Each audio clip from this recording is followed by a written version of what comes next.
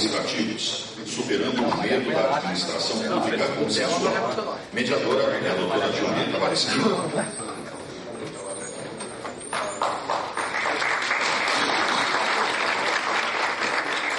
Os debatedores, doutor André Luiz Freire, doutor Daniel Ferreira, doutor Fernando Bernardia Guimarães e a doutora Maria Fernanda Pires. Neste momento, passo a palavra à mediadora, doutora Julieta Varesquino.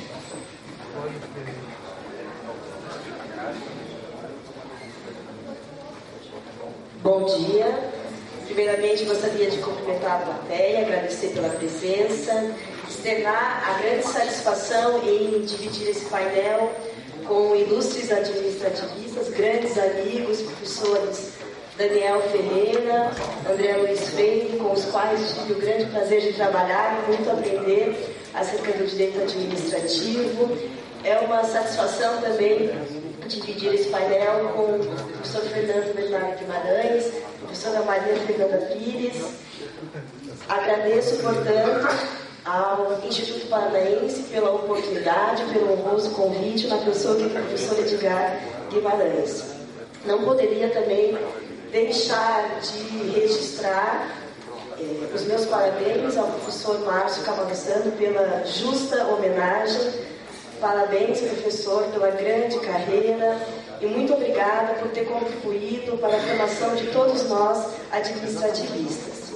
Este quinto painel tem como temática central contratos administrativos,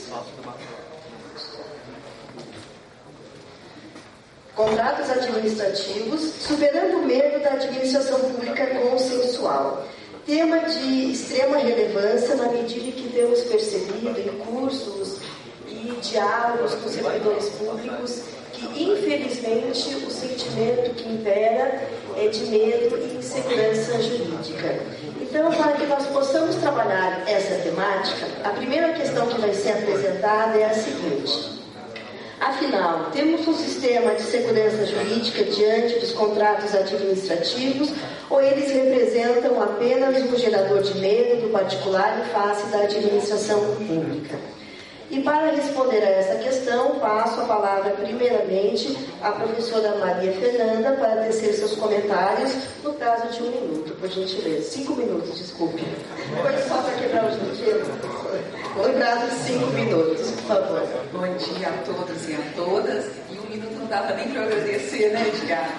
Enfim, inicialmente eu gostaria de cumprimentar a mesa e fazer na pessoa da sua presidente, dizer que é uma alegria para mim estar aqui em Curitiba, cumprimentar meus colegas de mesa, todos já conhecidos e amigos, e o doutor Fernando, estou tendo a oportunidade de conhecer nessa manhã. Mais uma vez cumprimentar o nosso querido professor Márcio, né? Paradigma para todos, acredito, todos nós somos alunos, né? E aprendemos com as suas lições, mais do que merecida homenagem. E parabenizar o Edgar Guimarães pela beleza de congresso que já ouvi dizer que está realizando.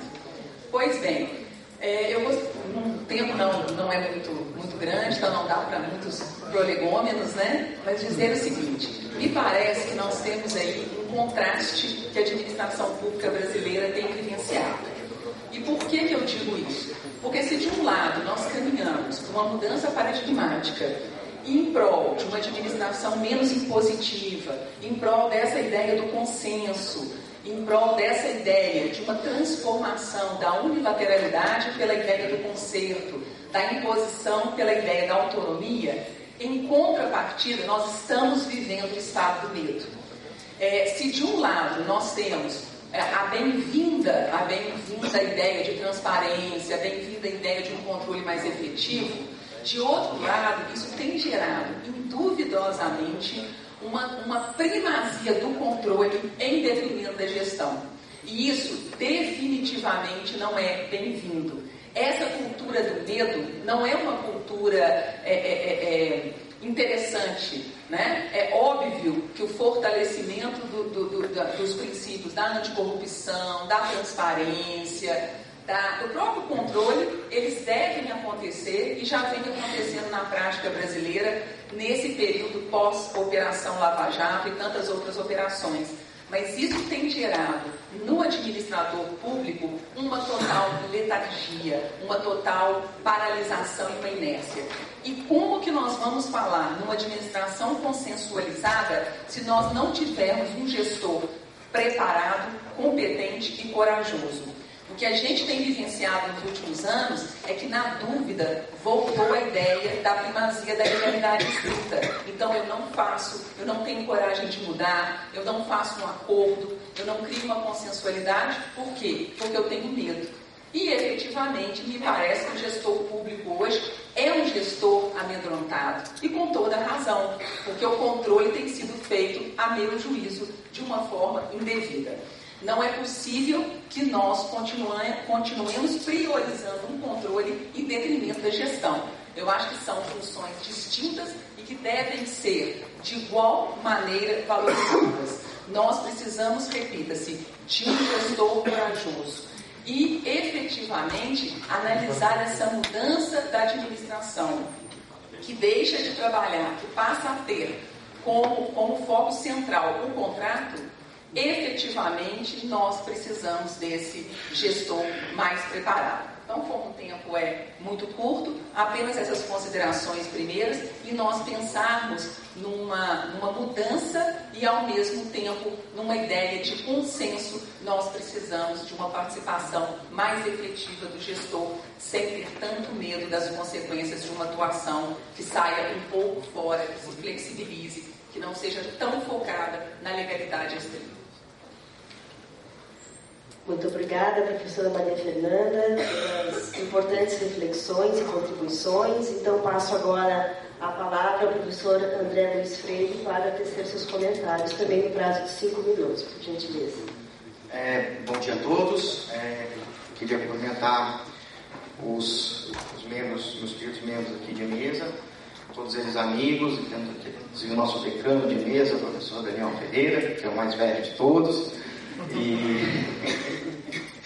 E queria parabenizar o meu querido Paraninfo, presidente do Instituto, e homenagear também o professor Márcio. É um prazer participar ser membro da mesma instituição do senhor, professor. Então, é uma verdadeira honra. E, bom, vamos lá. Eu acho que a primeira pergunta primeira parte, né? Afinal, é aquela lá ou é a final? É a outra, né? É a outra, tá bom. Estava me confundindo porque a pergunta ele estava a outra. Essa daqui. Afinal, temos um sistema de segurança jurídica dentro dos contratos administrativos? A opinião a gente tem, porque no final das contas, a gente tem um sistema de normas que visa proteger a segurança jurídica, visa proteger contra surpresas em face dos administrados, que visa dar legitimidade aos atos estatais e, com isso, imprimir confiança. Enfim, acho que, em termos de segurança jurídica, o nosso sistema jurídico ele prevê todos os instrumentos necessários para que a gente tenha segurança em face dos contratos administrativos. Eu acho que o problema não está propriamente no sistema jurídico em si. O problema que a gente tem é um problema de postura, de comportamento em face das normas que possuímos no direito brasileiro. Eu acho que, primeiro, já foi comentado aqui pela professora Maria Fernanda, é uma questão dos órgãos de controle, né? Acho que muitos órgãos de controle acabam vendo também os contratos administrativos como se fossem verdadeiros convênios, né? O privado, ele recebe aquele recurso como se ele fosse gestor de recurso público, quando no final das contas o que ele recebe é um preço pelo serviço prestado, e procura aplicar as sanções como se ele fosse um mero gestor de recurso público. Isso traz uma certa insegurança ao administrado, ao contratado da administração, que de repente vê uma decisão do Tribunal de Contas do nada, pedindo para ele devolver não sei quantos milhões por superfaturamento e outros e outros valores não necessariamente totalmente comprovados. Acho que o segundo problema está com a própria administração pública, né?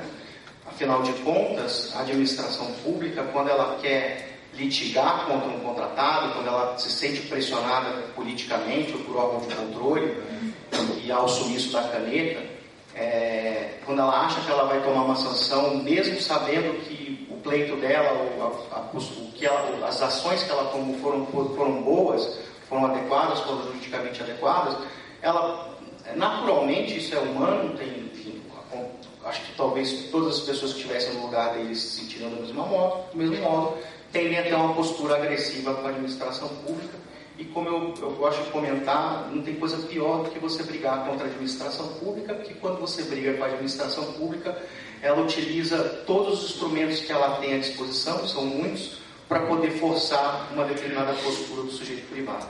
Então, acho que, no final das contas, o que a gente tem é um problema muito mais de comportamento do que propriamente de sistema jurídico. E o medo, na verdade, eu não vejo o particular tendo um medo em face da administração. O empresário, acho que ele não raciocina tanto dessa maneira, ele raciocina em termos de risco. O que ele vê é uma administração, um cliente ruim, que é o que ele tem, que é a administração pública, que fatalmente vai gerar algum processo de equilíbrio, principalmente nos contratos de longo prazo, nos concessões de serviço público. Ele sabe que vai surgir ao longo do tempo alguma medida que vai gerar uma alteração contratual e que talvez aquele reequilíbrio seja jogado lá para frente. E aí também tem um pouco de culpa do contratado nesses casos, porque a lei de concessões prevê que o reequilíbrio em caso de alterações unilaterais, especialmente, tem que ser concomitante. E ele, por uma questão política, para não brigar também, não exige o direito dele.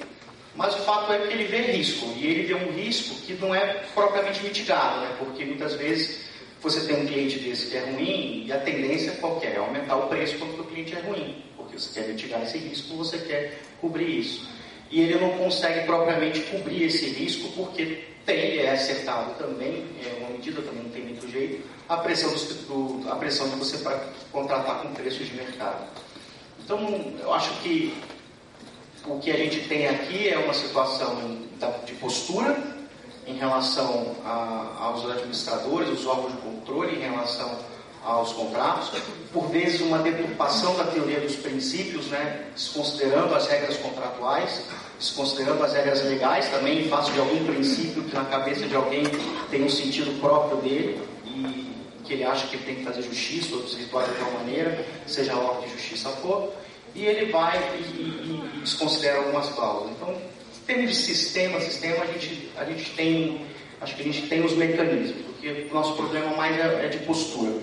Vejamos se ao longo do tempo a nova lei de introdução a lei de introdução às normas do direito brasileiro, se ela ajuda a diminuir isso com aquela regra que prevê que não haveria sanção, salvo em caso de dolo ou culpa. Muito obrigada, professora André. Trouxe aqui um viés muito importante acerca do risco, que sem dúvida nenhuma tem que ser analisado no contrato entre a administração pública e o particular. Muito interessante suas colocações.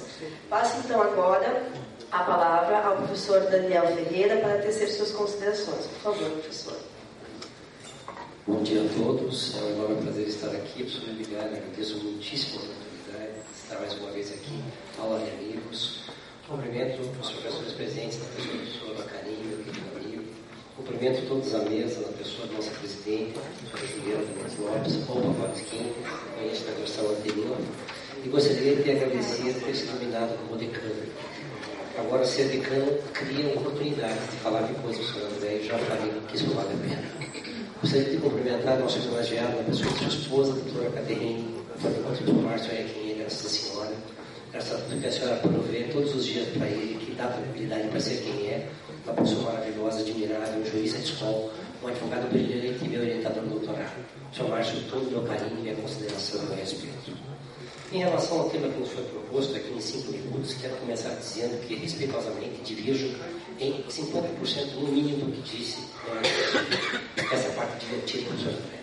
E digo por quê? Porque vejo a segurança jurídica diferentemente de um conjunto de regras. Segurança jurídica quer dizer estabilização das relações jurídicas, quer dizer segurança, previsibilidade, domínio de coerência lógico-jurídica no que está por vir. E se eu olho para o regime jurídico das contratações públicas, a única certeza que eu tenho é que eu não tenho certeza. Eu tenho certeza que vocês vão receber. A lei prevê que em 90 dias de administração pode ficar omissa o seu dever de pagar e o contratado está obrigado a cumprir sua obrigação. Se há segurança jurídica nisso, eu desconheço. Se eu sou alguém que trabalha com licitações e fui gestor público por 10 anos no Tribunal Federal, sei o que isso significa. Não saber como será liquidada a despesa, como será feito o aceite da obra, da prestação de serviço e entrega do bem, é uma piada pronta. É uma piada pronta falar em segurança jurídica se há uma regra de conteúdo vazio. Eu não consigo imaginar a segurança jurídica na perspectiva da lei do pregão, que prevê no artigo 7º que não manter a proposta da incide a responsabilização do proponente. Eu não consigo imaginar qual é a possibilidade jurídica de se afastar a verificação ou não do comportamento como reprovável. Eu não consigo imaginar como haja a expectativa de segurança jurídica se eu não sei dizer a priori o que seja em execução parcial por conta da qual pode ser o contrato rescindido. Olha, eu vou ser muito franco, durante 10 anos como gestor aprendi algumas coisas. Grandes empreendedores fazem do negócio um risco, e aí eu concordo, Sr. André. Precificam o risco e estão como grandes players no mercado, em que a administração muitas vezes é vulnerável em relação ao tamanho do fornecedor. Eu contratei IBM, contratei Mainframe Pool, sei o que eu sofri na condição de contratante e diretor de um tribunal federal. Mas sei muito bem o que significa ser alguém que atende um microempreendedor que trabalha no município, que escola um empreendedor desde o dia que ele começa a trabalhar. E como a licitação é dirigida só para microempreendedores e é uma oportunidade de negócio de quem inicia no mercado, claro que há medo. Há medo do desconhecido. Não é uma questão de risco, de precificação de risco. É uma oportunidade, talvez a única oportunidade que eu tenha para sobreviver. E sobreviver num mercado em que não se conhece o oponente, em que não se tem condições de qualidade de armas, em que não se tem acesso à informação, em que não se tem acesso ao fiscal do contrato, ao gestor do contrato, claro que há insegurança jurídica. Eu nem estou falando aqui de causas orbitantes ainda, que é a próxima provocação. Eu estou mais preocupado com a questão da contratualização e da parceria. Porque se continua a olhar para o parceiro privado como um oportunista, como aquele que vem perante a administração para fazer um negócio e tirar uma grana que efetivamente não lhe seria devida. Eu conheço exatamente o contrário. Eu conheço colaboradores por conta dos quais, e em face dos quais eu ajudei a construir, eu diria, uma situação sinistra. Eu peguei uma virada de moeda econômica. Eu peguei um plano econômico, Sr. Márcio. Eu levei empresas à bancarrota. Porque eu disse que o estudo era legal, era devido, e que eles poderiam continuar parceiros do Tribunal Federal que não teria problema. Vários faliram. Portanto, ser parceiro da administração significa se comprometer com o futuro. Significa ajudar a construir um Brasil melhor. Significa reconhecer que não existe a capacidade da administração de construir um tijolo, porque ela não pode. E sem tijolo não há obra. Ela precisa do parceiro desde o primeiro momento em que começa o dia. Ela continua verificando no parceiro alguém que está à mercê de regras jurídicas. Regra jurídica, para mim, não cria segurança jurídica. Segurança jurídica existe sem regra jurídica. Onde houver boa-fé, onde houver lisura, onde houver respeito em relação ao parceiro, onde se possa dizer de forma transparente, de forma, eu diria, clara e objetiva, quais são as obrigações, quais são as imposições, o que é exigido, o que é proibido obrigatório e o que é facultado, aí sim eu posso falar em segurança jurídica. Por enquanto eu tenho um regime jurídico autoritário, um regime jurídico que coloca o contratado à mercê da administração, e aí então, mais uma vez, concordo com o Sr. André. Não vou tomar a administração via de regra como ruim, como mal intencionado, como alguém que quer expoliar o patrimônio do parceiro. Mas quem conhece Curitiba, quem conhece Paraná, sabe que a cada virada de governo é um calote generalizado. Quem nunca teve um contratado do escritório dizendo como é que eu faço para cobrar, doutor? O município que suspendeu pagamentos, há 4 meses eu não recebo e não tenho para quem cobrar. Eu digo ao meu amigo, é um prazer receber, eu não vou tirar um centavo da sua pessoa. Não vou ser contratado pela sua empresa, porque eu vou tirar o seu dinheiro e não vou garantir que vai recebê-lo. Vá na Bacia das Almas, ofereça o seu crédito com deságio, busque mitigar o prejuízo e reze. Reze. Porque se alguém te ajuda, é Deus. Muito obrigado.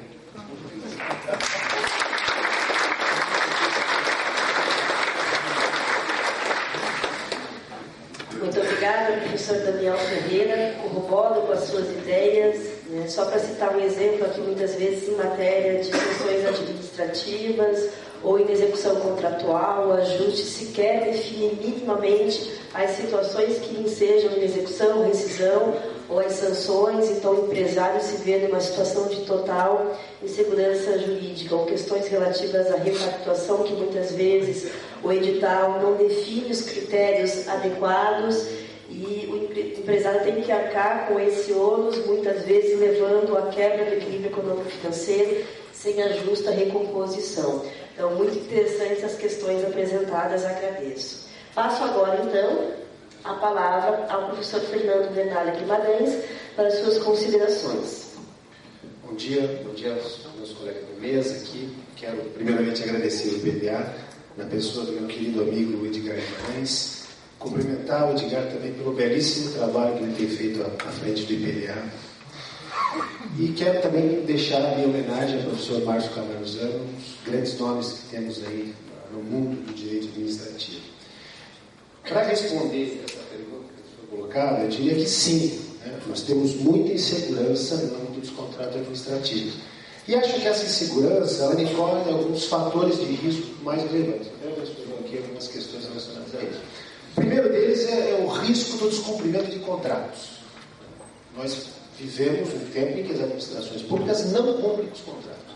Trazem pagamentos, né, desde de remunerar o contratado privado, e, portanto, esse cacuete de inadimplemento, na minha percepção, tem origem num regime jurídico de contratos que não tem gerado os incentivos devidos para que as administrações públicas cumpram os contratos administrativos. Essa é que é a verdade.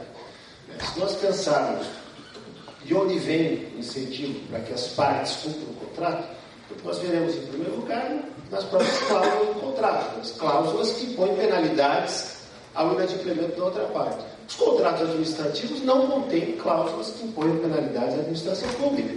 Ao inadimplemento público. Os contratos não contêm multas e penalidades de outra natureza para o inadimplemento das administrações públicas. São contratos feitos unilateralmente pelas administrações e, na grande maioria dos casos, não contêm penalidades. Depois, o segundo fator que poderia gerar sentido, um sistema de enforcement de contratos, um sistema que enforce o cumprimento de contratos. Também não temos isso no Brasil. Temos um sistema judicial que não funciona, né? Se um contratado privado, né, se vê na necessidade de ter que buscar a tutela do Poder Judiciário para forçar o cumprimento do contrato, ele não consegue. Ele vai demorar 10 anos e ainda assim não terá a realização do seu direito. Depois de tudo isso, tem que se submeter ainda ao regime de precatório, né, a essa dificuldade adicional em se tratando de contratos administrativos, o regime de precatórios, que é algo muito específico da realidade brasileira, até onde eu sei, sem paralelo em outros países, e que simplesmente não funciona. Então, é um fator de risco que é percebido, né, pelos investidores, pelos interessados em contratar com as administrações públicas. Então, assim, para resumir, eu acho que nós temos um regime contratual e um ambiente institucional que não favorecem o cumprimento de contratos. Essa é a primeira questão. Como resolver isso? Primeiro, tornando a legislação mais incisiva no que diz respeito à proteção dos direitos do particular em face da inadimplência da administração pública. O que nós temos hoje é precisamente o contrário disso. O Daniel comentou, há uma mora tolerada de até 90 dias, o contratado particular tem que seguir entregando o serviço e a administração pública pode atrasar pagamento. Isso é uma das coisas mais absurdas que pode existir num sistema que pretende atrair investimentos, né, para investimento em infraestrutura pública, né, dos serviços estatais. Isso não faz o menor sentido. Mas eu acho que algumas outras... que nós, evidentemente, não temos a pretensão de melhorar o funcionamento do sistema judicial. Isso seria um objetivo inalcançável, pelo menos no curto prazo. Mas eu acho que há alguns outros encaminhamentos. Por exemplo, nós poderíamos ter, né, uma reserva de liquidez para garantir o pagamento dos contratos administrativos, dos contratos ordinários. Em PPPs, né, isso já ocorre. A possibilidade de reservar recursos em contas garantias, em contas do tipo essa. Eu acho que essa metódica poderia ser importada para os contratos ordinários, contratos de curto prazo, porque a mera previsão orçamentária, né, e o empenho e a formalização do empenho, isso não tem sido suficiente para garantir o cumprimento de contratos. Então, acho que a gente poderia pensar numa atualização da legislação, da 4.320, por exemplo, para criar a possibilidade de que uma reserva, a reserva do dinheiro, né, possa garantir o cumprimento de contratos. E também nós precisaríamos tirar da administração pública a medição do contrato. Eu acho que isso é um problema. A gente precisa dar mais imparcialidade e impessoalidade ao procedimento de medição de contratos. A gente precisa criar mais confiabilidade para o procedimento de medição de contratos. Eu acho que hoje em dia a questão dos fiscais, tudo está muito contaminado. Então, nós precisaríamos transferir, ampliar a participação de entidades privadas e devidamente qualificadas para isso no processamento da medição. Claro que isso vai atrair uma série de discussões jurídicas relacionadas, por exemplo, à indelegabilidade do poder de polícia e tal. Mas vai viver aí o enfrentamento dessa questão que envolve dogmas do nosso direito administrativo, questões até de índole constitucional. Mas eu acho que a gente precisaria pensar nisso, como ampliar a participação de entidades independentes, como ocorre nas PPPs, os verificadores de indicadores de serviço, na execução dos contratos administrativos, particularmente no processamento das medições. Obrigado.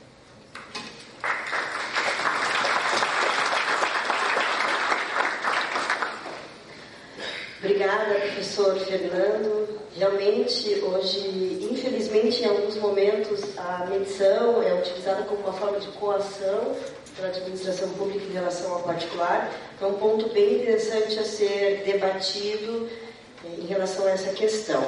Antes de nós passarmos para a nossa segunda pergunta, cada painelista terá 2 minutos para complementar ou acrescentar o que julgar pertinente em relação ao que os demais componentes apresentaram aqui na mesa. Então, vou passar inicialmente a palavra para a professora Maria Fernanda, por gentileza. Muito obrigada. Eu concordo em gênero, número e grau com o que o professor Daniel Ferreira falou a respeito dessa insegurança jurídica, suposta segurança em termos de regra. E no nosso país, o nosso problema nunca foi a legislação. O problema é o cumprimento da legislação e a capacidade dessa legislação atender a contento aquilo que está acontecendo na realidade. E essa insegurança, apenas para trazer aqui alguns exemplos que o próprio doutor Fernando também comentou, a respeito de um descumprimento do contrato por parte da administração, que a gente tem visto reiteradamente. Isso efetivamente gera, sobretudo nos contratos de fornecimento, em que, por exemplo, já foi fornecido, tive um caso recente em Minas, uma série de computadores, o governo do estado não pagou e a empresa efetivamente entrou em processo de recuperação judicial por isso. Você não pode penhorar, você não pode arrestar, você não pode pedir o sequestro, por óbvio. E aí, como é que fica aquele prejuízo diante daquela situação? Ou seja, é um calote patrocinado por um sistema de regras que não atende efetivamente àquilo que o particular precisa. E mais, infelizmente, o tempo do judiciário não é o tempo da necessidade econômica. Então, quando você judicializa, também com razão, o Daniel, é uma caixa de surpresas. Você tem uma insegurança em relação, primeiro, a uma primazia do judiciário que nós estamos vivenciando na atualidade, em razão de uma série de fatores, e, ao mesmo tempo, o tempo daquela decisão, além da possibilidade de não ser concetânea com aquela realidade, ele pode vir no momento em que aquilo não vai mais atender ou resolver aos anseios daquele jurisdicionado, no caso daquele contratado. Em relação ao que o doutor Fernando falou, interessante essa ideia do fundo garantidor, de um agente de garantias, que a gente tem visto nos contratos de longa duração, a gente tem visto nas PPPs. O problema dele e o problema em relação a esse agente externo que fosse capaz de atender a essa medição de uma forma mais coerente, porque em que pese nós estamos conversando uma administração pública consensualizada, nós sabemos que a administração usa da unilateralidade do poder na hora de fazer até mesmo seus acordos. Então essa consensualidade ela é mitigada, ela é relativa. O grande problema disso,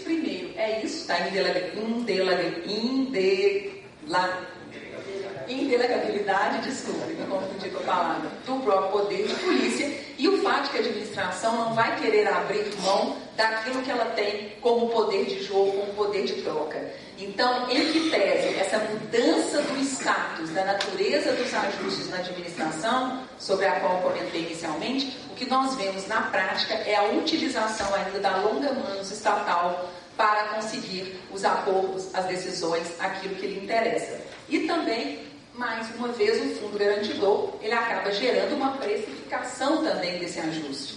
Se nós estamos falando num país que tem passado por dificuldades grandes, em que, efetivamente, a questão do financiamento, da financiarização também é um problema, acho que é uma ideia interessante para a garantia do contratado, mas, ao mesmo tempo, ela gera alguns problemas.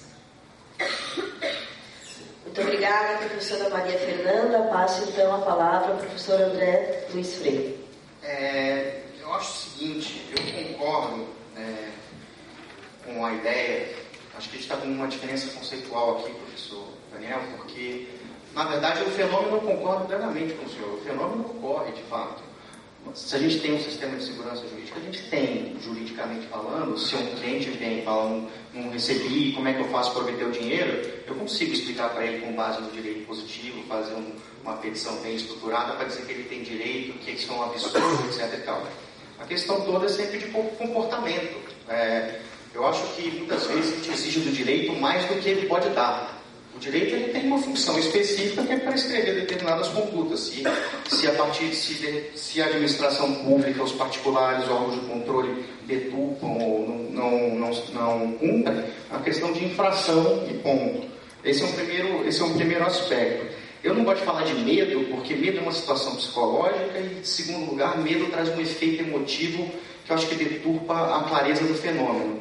Acho que o empresariado ele vê mais, alguns vão ter medo, outros não vão ter medo. Alguns vão ter medo e vão precificar esse medo, esse risco ou não. Acho que esse é um ponto.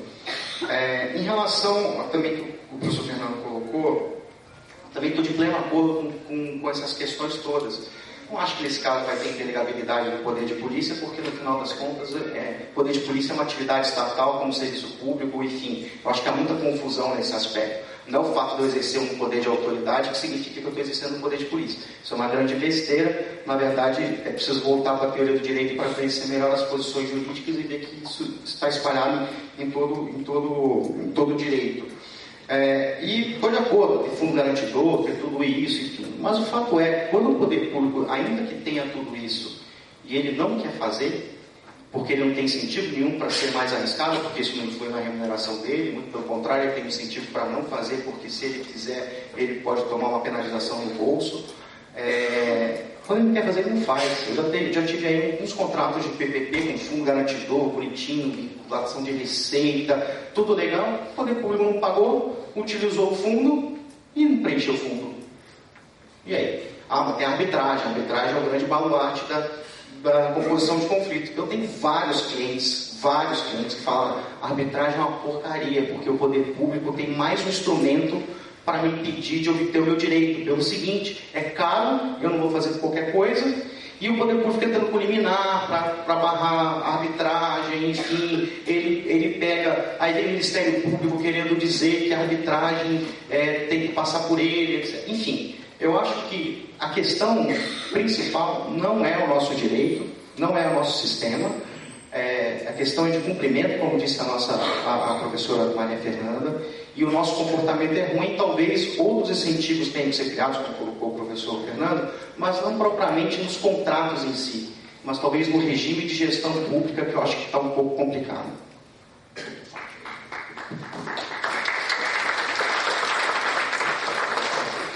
Obrigada, professor André. Passo então a palavra ao professor Daniel Ferreira. Muito rapidamente. Mais uma vez eu vou tentar me fazer claro. O problema é de previsibilidade, professor André, não é uma resposta do professor André. Eu sou canceriano e bobiano. Eu trabalho com regras e princípios. Não estou preocupado nem com regras e princípios. Isso há no ordenamento jurídico. O problema são conceitos jurídicos de intimidade e discricionalidade administrativa, professor Márcio. Falar em moralidade pressupõe, inclusive, a moralidade da interpretação para fins de aplicação do direito.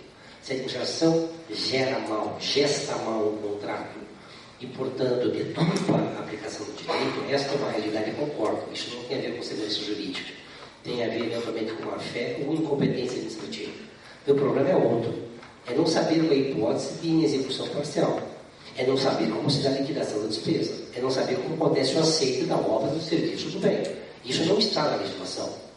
No meu primeiro livro, Sanções Administrativas, eu falei que falta um regulamento necessário. Se a hipótese da lei é geral abstrata, é preciso conferir segurança jurídica. E a segurança vem da certeza do direito e no direito, como diz Camutini. Não é questão de regra ou princípio. Eu sei interpretar. A questão é como, qual é o método, qual é o critério, e se o meu critério e método é o mesmo que tem um particular que você tem para com a edital de licitação, com o termo de referência, com a minuta de contrato. O que eu quero é lealdade na perspectiva da interpretação do direito. A aplicação é outra história. Portanto, para encerrar, de novo digo, de nada adianta pensar que o direito posto resolve. O que é preciso é ter lealdade e boa-fé na compreensão do direito posto. É preciso que a linguagem seja a mesma. Quanto mais concreta, quanto mais precisa, quanto melhormente se diga que descumprir o contrato é passar 2 mãos de tinta da esquerda para a direita e quando eu quero da direita para a esquerda, isso fica claro. O que não dá é para imaginar que o contratado adivinha o que pensa e o que pretende a administração. Só isso. Obrigada, professor Daniel. Passo a palavra ao professor Fernando. Olha, eu não concordo muito com essa visão de que o direito não precisa ser modificado, que o direito está perfeito, que o problema é apenas o comportamento dos gestores públicos, do mercado, etc. Não concordo com isso pelo seguinte, sob a égide desse direito, existe uma prática que a gente precisa corrigir. Aliás, é verdade, muitas dessas questões realmente a gente poderia extrair, né, do regime jurídico, da legislação que rege os contratos administrativos, etc. Mas na leitura das instâncias de controle não é assim. As instâncias de controle têm feito uma leitura muito complacente com a inadimplência do poder público. Então, nós precisamos atualizar a legislação, na minha visão, para tornar mais incisiva a aplicação de certos direitos. Eu entendo dessa forma. Essas questões que eu comentei na minha fala anterior são um exemplo disso. A questão de você ter uma conta-garantia, por exemplo. Você, André, comentou que isso não resolve, que quando o administrador público não quer e não faz, tudo bem, mas é evidente que a gente vai reduzindo, né, o risco da inadimplência. Vai criando dificuldades para o administrador público descumprir a legislação. Então, essa questão de recursos, uma conta-garantia, operada por um agente financiador independente, com regras pré-estabelecidas, eu acho que isso funciona. Né? A gente tem o caso de Rio das Ostras, você deve ter pensado no caso de Rio das Ostras. Rio das Ostras tinha um fundo garantidor, que era alimentado por royalties do petróleo, o contrato entrou em crise, era o Debrecht, né? E tem toda aquela discussão da Lava Jato, etc., mas o contrato entrou em crise.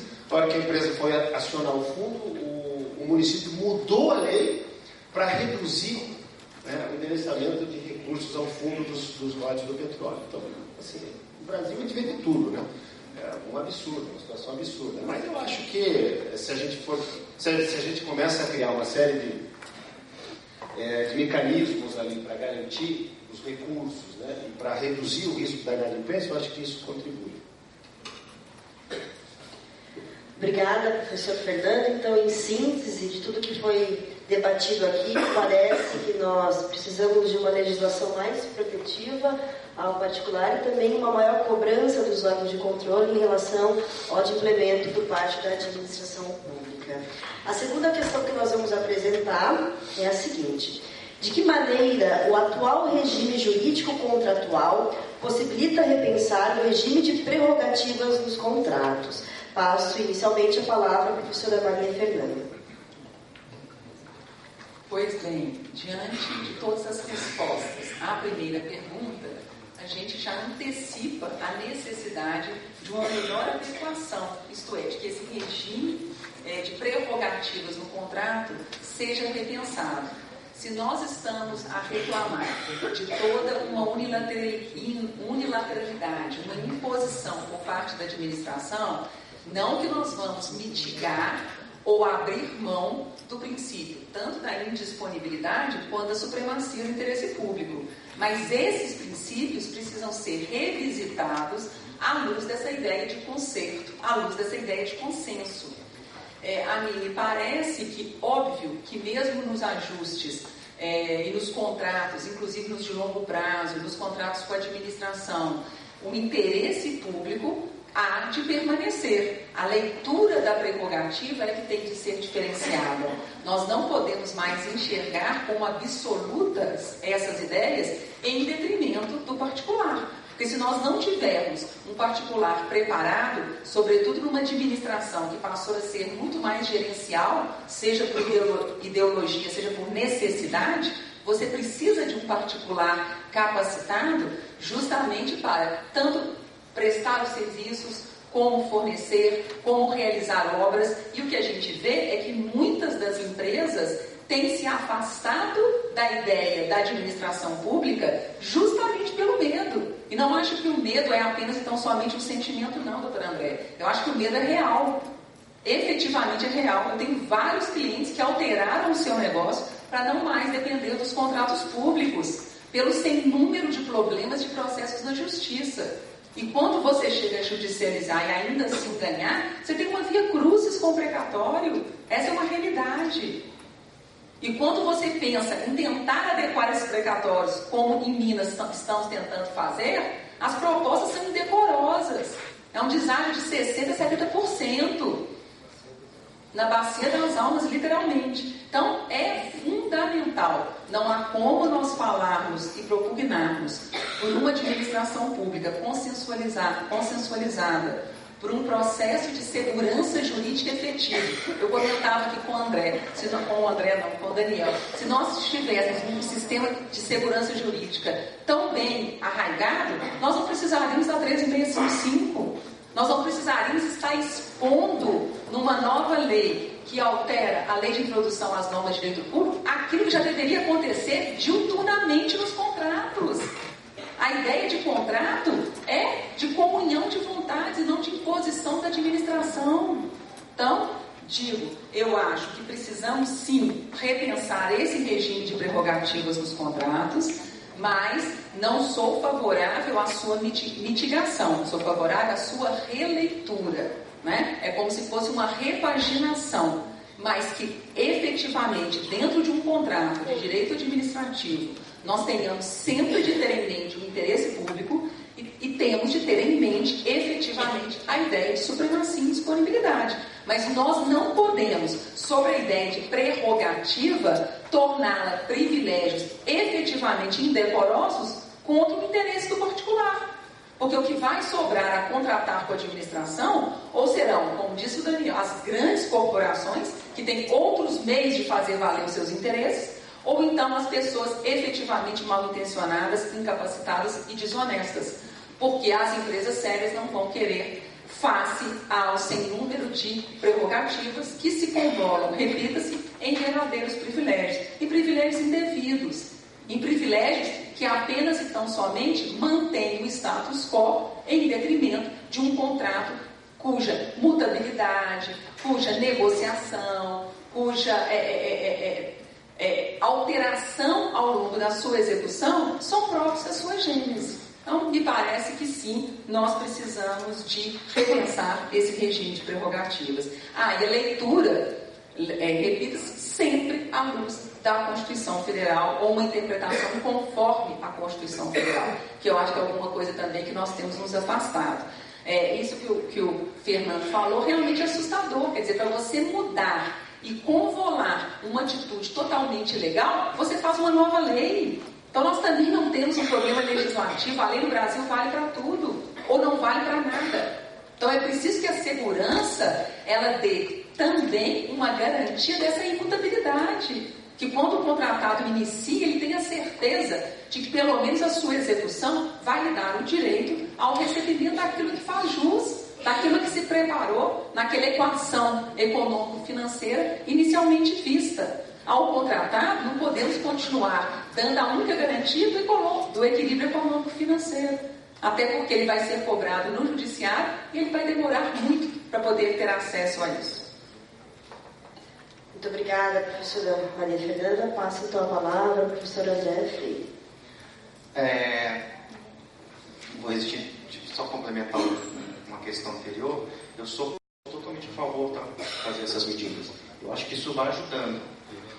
A única coisa que eu acho é que não adianta você fazer. Acho que o problema que existe em relação aos contratos administrativos, a falta de, na prática, de posturas que realizem o princípio da segurança jurídica, as normas jurídicas, ela é basicamente um pedaço do problema que é muito maior. Um problema que a gente tem na gestão pública, em primeiro lugar, que não premia os servidores que são mais eficientes, muito pelo contrário, pune, porque os servidores mais eficientes respondem com um risco maior ali de uma interpretação possível, enfim, pune essas pessoas, e aquele que é ineficiente continua ineficiente, para ele está tudo bem, enfim. Tinha que mudar um pouco mais o sistema, esse tipo de sistema. E também concordo com o fato de que os tribunais de contas às vezes releem, e não só os tribunais de contas, o judiciário também às vezes releem, na minha opinião, sempre por conta de uma interpretação muito própria da teoria dos princípios e razoabilidade, enfim,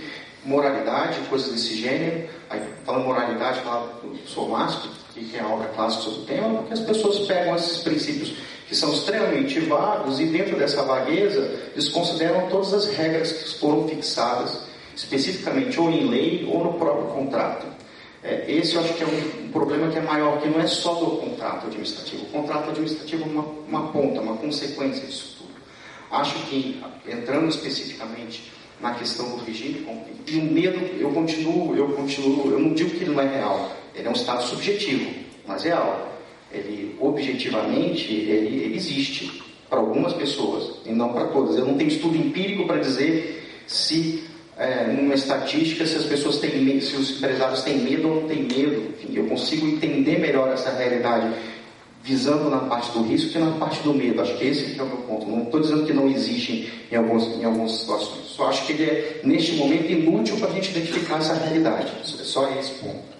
O que eu acho em relação ao regime das prerrogativas contratuais, novamente, ele é um instrumento, que nem um martelo que eu posso usar para pregar um prego, para pregar, bater no meu dedo. Posso usar bem ou posso usar mal. O sistema, se a gente for olhar, ele até confere todas as prerrogativas, como eu comentei, os direitos também dos contratados, como eu comentei nas concessões de serviço público, que diz lá, artigo 9º, parágrafo 4º, caso de alteração lateral, tem que ser feito concomitantemente o reequilíbrio econômico financeiro. Por vezes, aí é culpa dos privados, por uma questão de acordo, pensando na política ali na frente, o cara não fazia e deixando essa conta rolar. E aí é um problema. De outro lado, o poder público muitas vezes abusou desse regime de prerrogativa. Eu não estava pensando em Vidas Ostras, estava pensando na Arena Recife, também por causa do Odebrecht, mas eu já tive vários casos aqui em que o privado tinha o direito de receber o valor e o poder público tinha o direito até de rescindir o contrato judicialmente. E para poder finalizar a questão amigavelmente, o poder público falava assim, veja, porque eu estou te devendo milhões aqui, mas tem uma coisinha aqui que você fez lá, que eu vou instaurar um processo de caducidade. Enfim, isso é óbvio desvio de finalidade, um óbvio abuso. As regras estão lá, é questão de como você utiliza esse instrumento. O regime de prerrogativas, eu acho que vai ser interessante agora ver como é que vai se dar a aplicação da nova lei das empresas estatais, que eliminou no âmbito das empresas estatais o regime de alteração lateral. Eu acho que vai ser um campo que a gente vai poder visualizar como essa questão vai funcionar, para a gente pensar se vale a pena ou não trazer isso para o regime da 8666, mas eu acho que é uma questão de tentativa e erro. Vamos verificar como isso vai funcionar. Porque as prerrogativas, se bem usadas, são positivas para o interesse público e protegem o privado dentro do equilíbrio econômico-financeiro. Obrigada, professor André. Passo então a palavra ao professor Daniel Ferreira. Bem, dessa vez estou concordando integralmente com o professor André e com a professora Maria Fernanda. Mas uma coisa de professor André que é muito interessante, essa questão dos contratos é só um pequeno detalhe, mais uma ponta no iceberg. Relembrando o preâmbulo da Constituição, lá no meio diz o seguinte: uma sociedade fraterna, pluralista e sem preconceitos, fundada na harmonia social e comprometida na ordem interna e internacional com a solução pacífica das controvérsias. O problema é que eu não li a Constituição quando imaginei que fosse copiada do Oceaniano. Eu não prestei atenção para fazer uma interpretação conforme a Constituição. Prerrogativas públicas não podem existir, simplesmente isso. Se a ideia de consensualidade está no preâmbulo da Constituição, tudo que se conhece como prerrogativas é algo absolutamente insano. É uma manutenção do poder pelo poder. é a legitimação do poder em uma estrutura de direito criada por um direito administrativo que nós fomentamos, formar-se um tipo de pena, que nós fomentamos um direito ditatorial quase em nada democrático. A meu juízo, o que é preciso fazer? Mudar esse regime de prerrogativas. Há necessidade de alteração unilateral, e essa não vou discutir, como também a necessidade, eventualmente, de desapropriação. Mas dizer que eu vou indenizar a sujeito, mantendo rígido a sua esfera patrimonial, sem dar-lhe um plus pelo dano moral, é uma simples inteligência de qualquer sujeito bem intencionado. Eu expolio a propriedade e digo, está tudo bem, você não tem mais, mas eu que pago o valor dela. Não é isso, é o mais. A ideia de discussão é equânime dos encargos públicos, inclusive um gravame moral, caso alguém que se submete a isso. O problema maior talvez não esteja nisso, talvez esteja em duas situações peculiares que foram aqui referidas. Uma é medição, Sr. Fernando, tem toda a razão. Outra, apuração de ilícito e sanção. Os dois não podem mais ficar do encargo da administração pura e simplesmente. Eu quero um regime paritário. Eu quero um representante da administração para aferir o objeto do contrato, como executá-lo. Quero alguém do controle interno do órgão entidade, algum servidor vinculado ao controle interno que se vincula ao Tribunal de Contas, e quero alguém da categoria dos fornecedores. Quero que dentre eles elejam alguém que vai fiscalizar, tanto para medir, para verificar a apuração do ilícito. Porque não é possível deixar um TIC com condições de exercer fiscalização sobre a lebre. Eu decido quando eu como e onde eu quero. Isso não existe. Isso é desleal, isso é imoral. Isso é incompatível com segurança jurídica e um Estado democrático de direito. Portanto, prerrogativas que sejam limitadas ao mínimo moral. Aquilo que seja essencial para a satisfação do interesse público. Não para conferir administração benesses. Não para conseguir considerar a administração como alguém que merece vantagens. Absolutamente. Há vários procuradores municipais aqui. Eu sei o peso que lhes é acometido todos os dias. De entender a dificuldade de gerir os interesses do órgão e entidade, mas ao mesmo tempo perceber que sem o contratado não há o que gerir, não há o que sustentar. Portanto, para simplificar, o que tem que ser mudado não é só o regime de contratação, é a ideologia por detrás do direito administrativo. Por isso, professor Arcarim, 25 anos depois de ensinando o direito administrativo, eu me convenço que está tudo errado. E nós continuamos doutrinando, senta, deita, patinha e ninguém pensa. Isso não é menoscabo da autoridade, esse argumento da autoridade, não é isso. É que hoje a gente olha para o direito administrativo a partir da Constituição, ou isso é uma falácia. O que preciso é reconstruir o regime jurídico administrativo na percepção da democracia, na perspectiva da sociedade fraterna, na perspectiva do comprometimento de tudo e de todos com o desenvolvimento nacional sustentável. E isso não é possível fazer com o regime jurídico que nós temos. Obrigado. Muito obrigada, professor Daniel Ferreira. Por fim, passo a palavra ao professor Fernando Bernardo. Eu acho que nós deveríamos eliminar todas as prerrogativas do regime de contrato administrativo. E eu tenho até um artigo sobre isso, chamado Hacking para as Prerrogativas Exorbitantes, que está publicado no Direito do Estado, no site. Agora, é impressionante como esse tema tem passado à margem, né, das atualizações legislativas. Isso é um tema lá do Decreto-Lei 2300, depois incorporado pela 8666, e nós tivemos ao longo de todos esses anos várias iniciativas e várias atualizações na legislação, mas sempre em licitação, nunca em relação ao regime de contratos. Né? RDC, lei de PPP, pregão, etc. Tivemos, claro, o Estatuto das Estatais, que eliminou as prerrogativas. E aí a retórica que estava introduzindo, não, é que nós precisamos ter um regime mais eficiente para as empresas que atuam sobre o regime concorrencial. O que me ocorre daí é uma pergunta simples. E a administração direta se contenta com o regime menos eficiente? É isso? Faz sentido? Não faz nenhum sentido. Porque tem que ter controle também no âmbito de empresas. Então, eu acho que se é mais eficiente, por que não estender um regime para toda a administração? Essa é uma questão. Mas, assim, a questão das prerrogativas, claro que existe uma racionalidade por trás das prerrogativas. O Estado, a administração pública tem que implementar certas soluções do contrato e não pode ficar refém do risco de oportunismo do privado. Essa é a racionalidade, né, da existência das prerrogativas. O que eu percebo é que, do ponto de vista prático, não só as prerrogativas não têm se prestado a isso, ou seja, não só elas não têm inibido o risco de comportamentos oportunistas dos privados, como tem gerado o risco de comportamentos oportunistas do lado das administrações. Isso tem ocorrido. Além disso, as prerrogativas abrem espaço para a corrupção. Sempre que a administração pública tem o poder de tomar uma decisão relevante no âmbito de contrato administrativo, uma decisão discricionária, evidente que isso abre espaço para a corrupção. Já foi comentado comentado aqui, as prerrogativas podem servir também como instrumento de pressão, né, sobre o contratado, para conseguir determinado aditivo ou determinada solução contratual. Então, acho que a gente precisa eliminar as prerrogativas. E se a gente for descer caso a caso para analisar cada uma das prerrogativas, a gente vê que faz muito mais sentido substituir as prerrogativas por uma melhor regulação do contrato.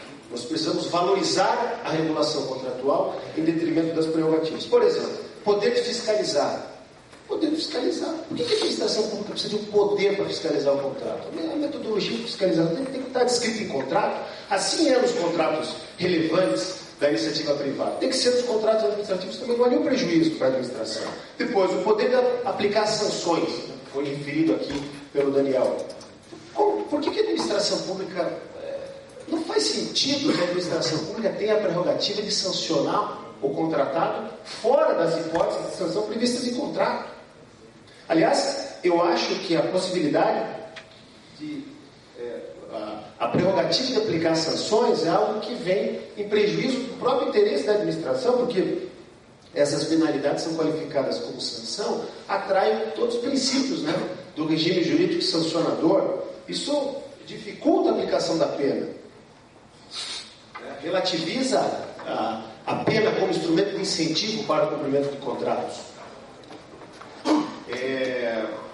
Porque aí o contratado pode discutir lá os princípios da ampla defesa, do contraditório, não raramente é a judicialização da questão. Então seria muito mais eficaz para a administração pública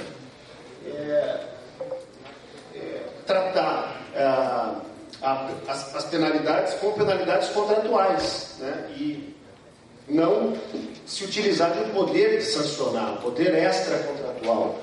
Eu acho que isso não contribui para o interesse da administração pública.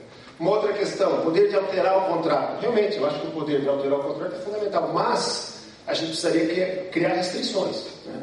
Se a administração pública pretende alterar o contrato, que é algo muito impactante do contrato, modificar projeto, modificar objeto, isso é uma coisa que é muito complicado da perspectiva do privado, né?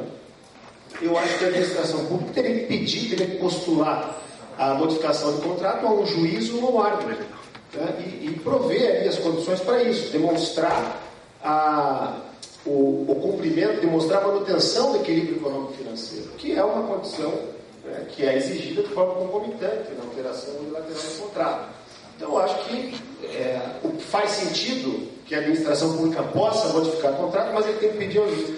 A prerrogativa de atrasar pagamentos, isso a gente já comentou, não faz o menor sentido. A administração pública teria que se submeter às mesmas condições do contratado privado. Pois poder de anular o tratamento do contrato, isso também não faz sentido. Se a administração pública pretende anular o contrato, ela tem que pedir para o juiz, tem que pedir ao Poder Judiciário. Faz sentido que ela tenha o poder ex officio de alterar um contrato, que é uma relação jurídica bilateral. Ela pode ter o poder de anular seus atos, né, os atos administrativos, mas não contratos administrativos. Isso não faz muito sentido. Finalmente, o poder de rescisão da mesma forma. As hipóteses de rescisão têm de estar previstas em contrato, e se a administração pública pretende rescindir por alguma razão, um evento extracontratual, ela tem que postular ao juiz ou ao árbitro. Eu acho que assim nós teríamos um ambiente contratual muito mais saudável.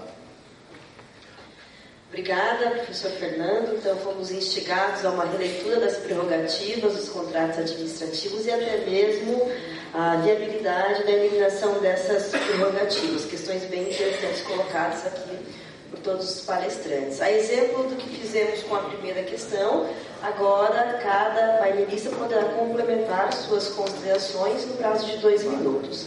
Passa a palavra, então, à professora Maria Fernanda.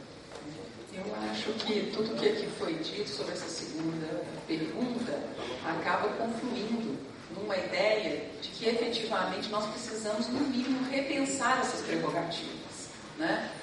O professor Fernando entende que elas seriam desnecessárias no ambiente contratual, disso eu discordo, eu entendo que ela precisa sim ser flexibilizada e talvez ter uma interpretação mais concetânea com que efetivamente é interesse público, porque o interesse público é também do contratado, mas jamais abrir mão dessa ideia de prerrogativas. Eu sou defensora feroz das prerrogativas, mas acho que a gente tem de vê-las como ideias de interesse público coletivo, concetâneo com a Constituição e não de privilégios refidos. Assim.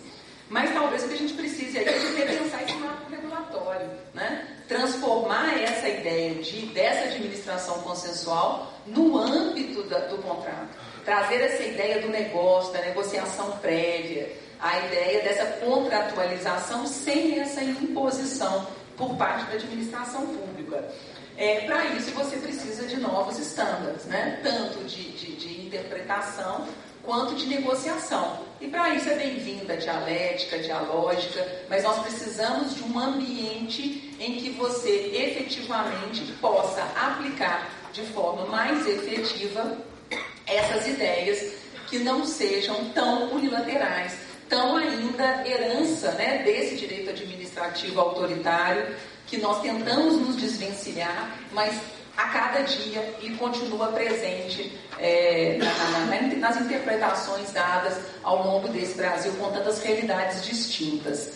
Então, me parece que nós temos aqui não diria um consenso, mas uma ideia mais afinada nessa segunda pergunta do que na primeira. Ninguém discute que o atual estado das coisas não é o ideal. Alguma coisa precisa ser feita.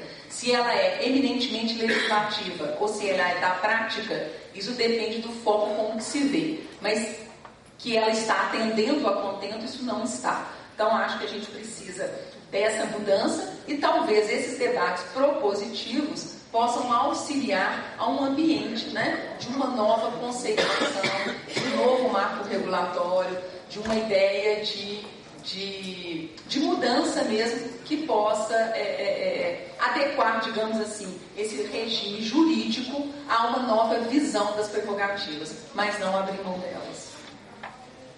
Obrigada, professora Maria Fernanda. Passo então a palavra à professora Andréa.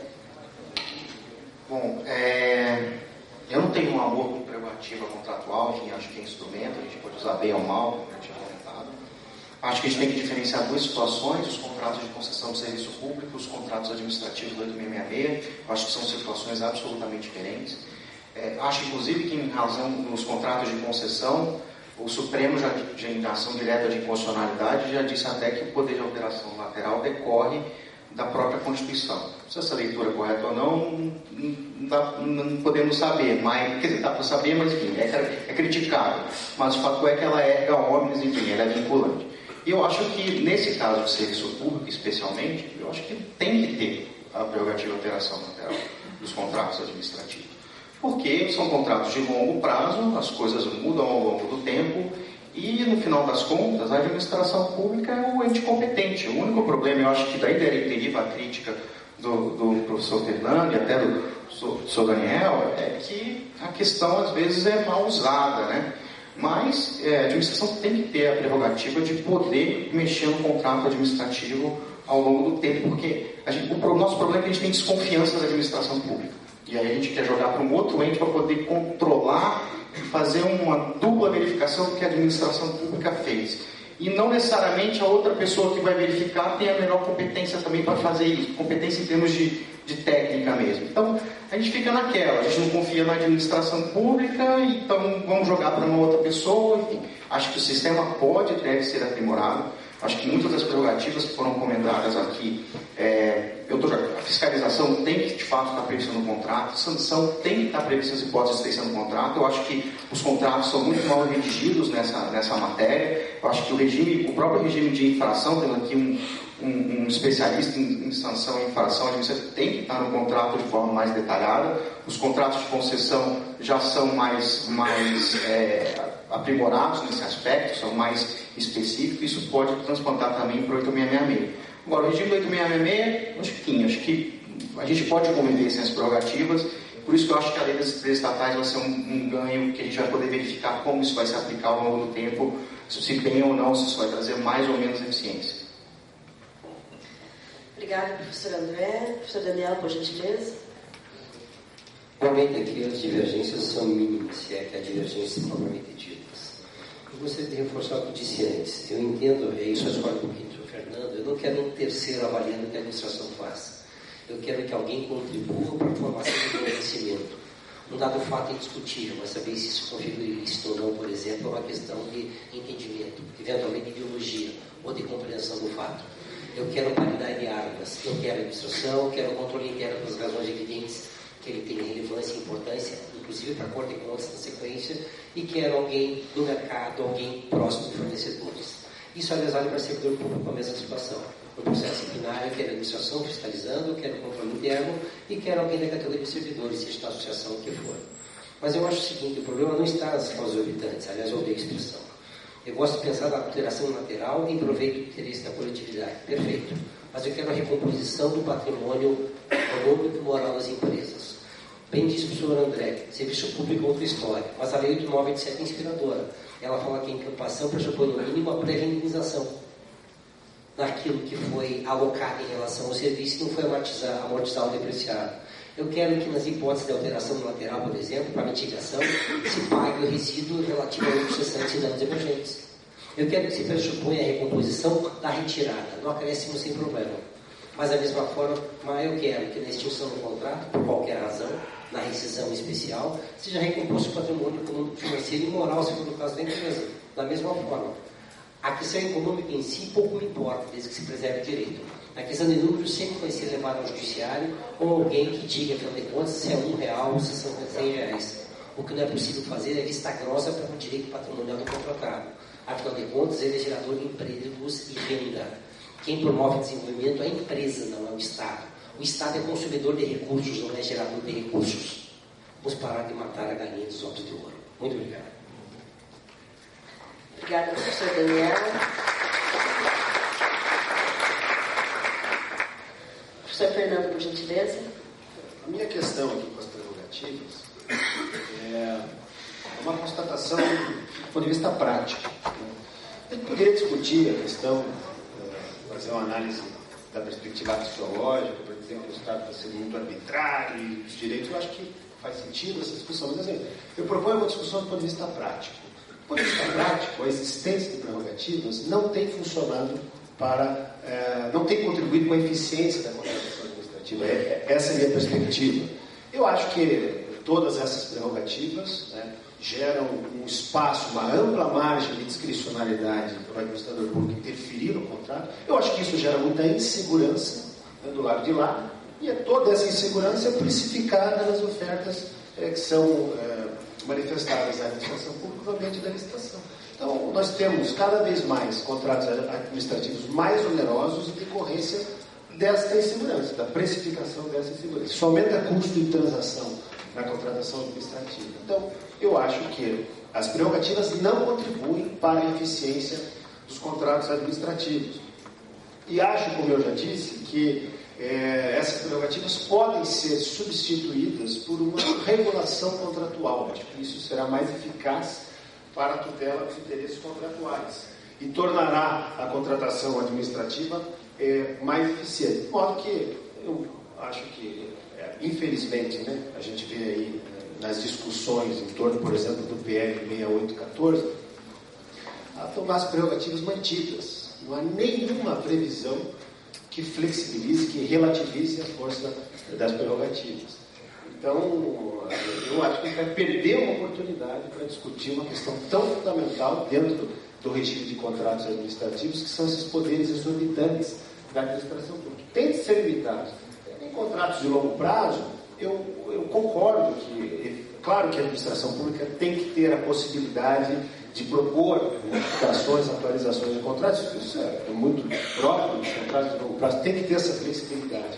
Mas eu acho que as prerrogativas não podem se manifestar dessa forma, de forma autoexecutória, através de atos administrativos. Eu acho que se a administração pública tem um argumento, ela tem uma razão para justificar uma modificação de projeto ou de objeto, ela tem que pedir ao juiz ou ao árbitro, que pode liminarmente ter lá a previsão de um procedimento típico, em que pede ao juiz e ao árbitro e ele autoriza, ela demonstra o atendimento da manutenção do equilíbrio econômico-financeiro e se autoriza a implementação da modificação de contrato. Acho que assim a gente traz mais segurança jurídica.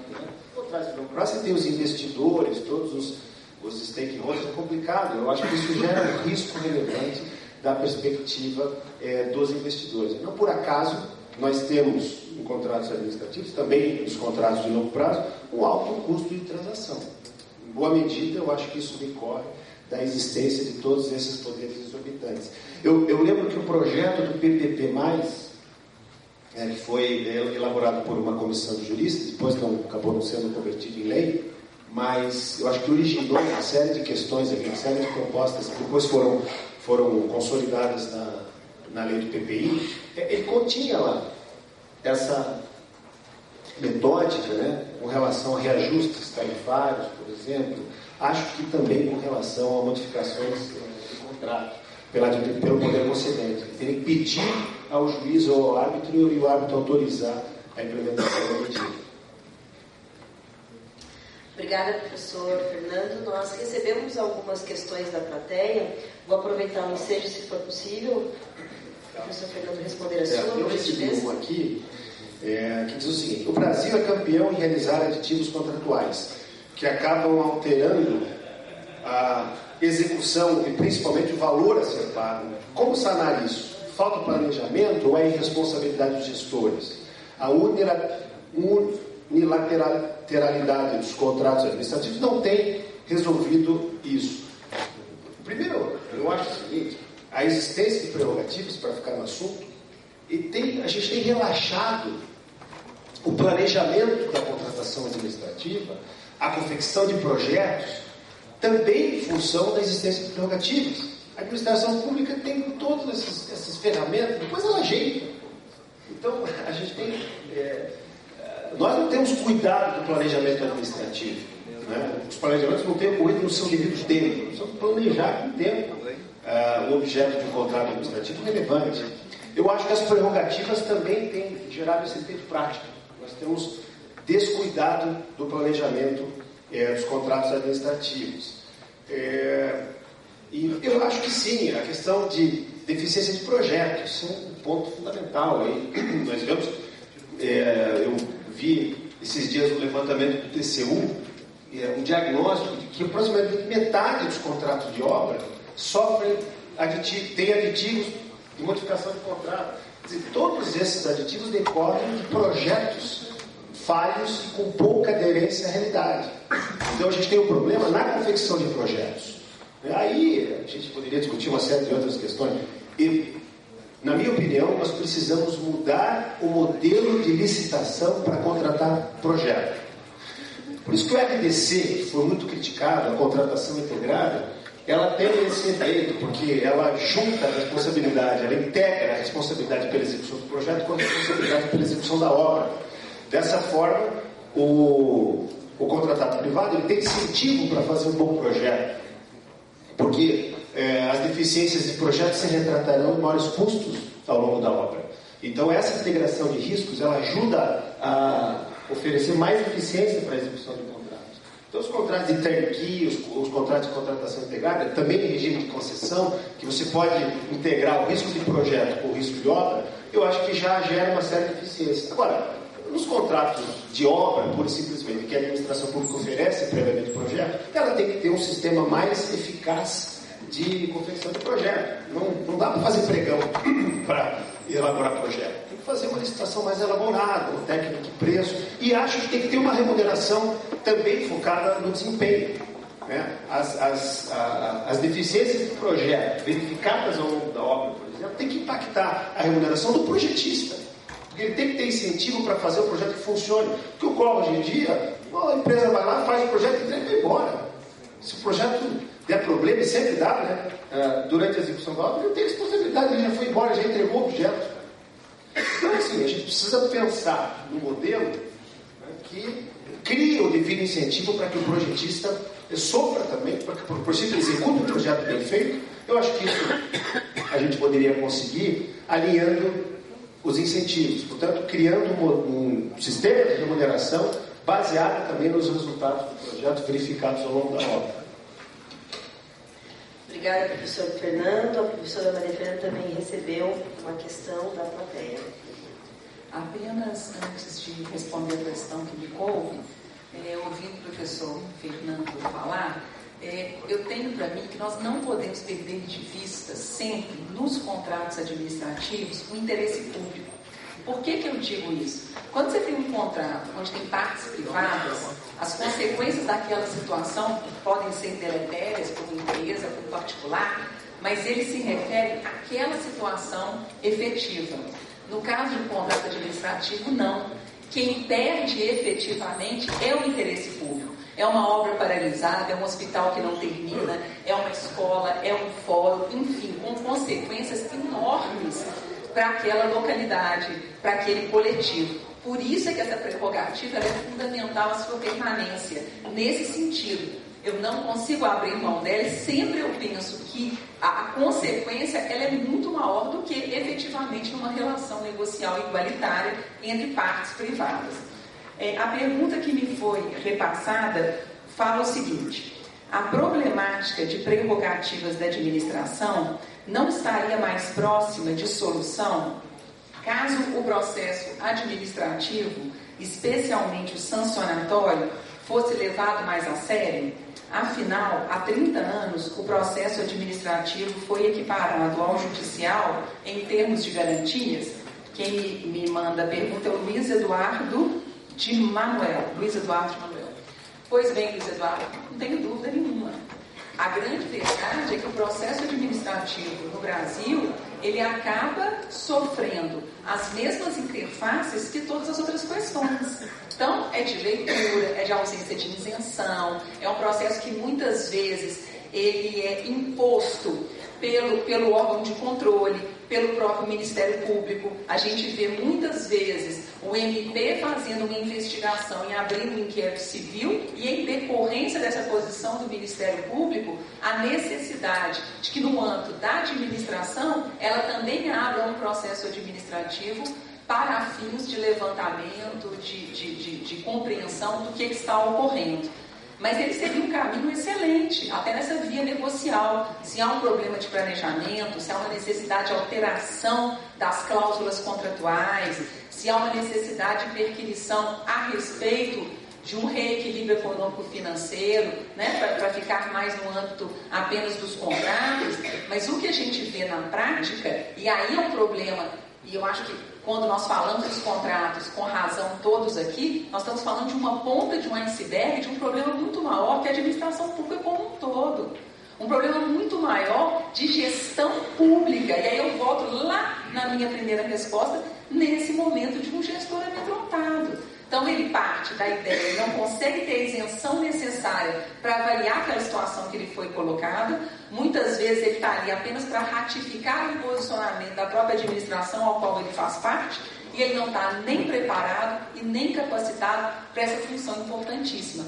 Nós não temos, por uma questão de cultura, um contencioso administrativo no Brasil que seja devidamente formatado. É como se você ainda cumprisse aquela etapa do processo para formatar provas para depois ir para o judiciário.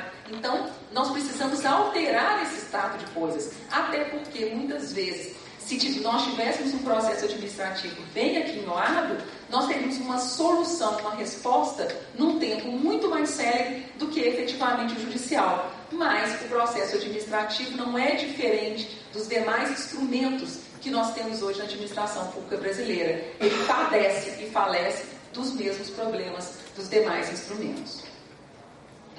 Obrigada, professora Maria Fernanda. Gostaria, então, de mais uma vez agradecer a todos os painelistas pelas reflexões importantes que nos levam a repensar as prerrogativas da administração pública em busca de um direito administrativo mais consensual. Agradeço também as questões apresentadas pela plateia, que certamente contribuíram para o debate, e declaro encerrado, então, o quinto painel. Muito obrigada.